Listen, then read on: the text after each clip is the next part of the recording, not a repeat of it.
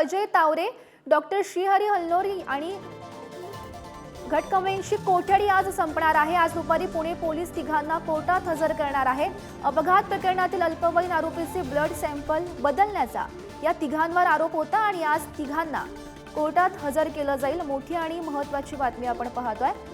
पुणेकार अपघात प्रकरणातली ही महत्त्वाची अपडेट। या तिघांची आज कोठडी संपणार आहे आणि आज दुपारी पुणे पोलीस तिघांना कोर्टात हजर करणार आहेत। अपघात प्रकरणातील अल्पवयीन आरोपीचे ब्लड सॅम्पल बदलण्याचा या तिघांवर आरोप होता आणि आज या तिघांची कोठडी संपेल आणि आज दुपारी या तिघांना कोर्टात हजर केलं जाईल। आणि या संदर्भात माहिती देत आहेत आमचे प्रतिनिधी ज्ञानेश्वर चौतमल, सध्या आपल्या सोबत आहेत। ज्ञानेश्वर, बिल्डर पुत्र पोर्शे कार दुहेरी बळी प्रकरणाच्या संदर्भाने आज महत्त्वाच्या घडामोडी पुण्यामध्ये घडणार आहेत।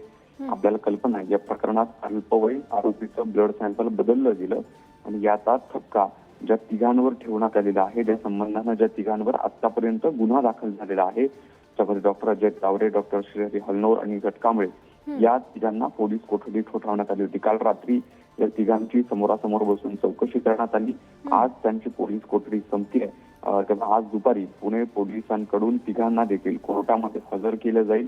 या तिघांच्याही पोलीस कोठडीमध्ये वाढ करण्याची मागणी न्यायालयाकडे केली जाणार आहे। गुन्हे शाखेच्या वतीनं पाहावं लागणार आहे आज नेमका न्यायालयामध्ये काय युक्तिवाद होतो। या तीनही आरोपींची पोलीस कोठडी किती दिवसांपर्यंत वाढवून मिळू शकते। हो, नक्कीच ज्ञानेश्वर, या सर्व घडामोडींवर असंच लक्ष ठेवून राहा। तुर्तास धन्यवाद दिलेल्या या सविस्तर माहितीसाठी।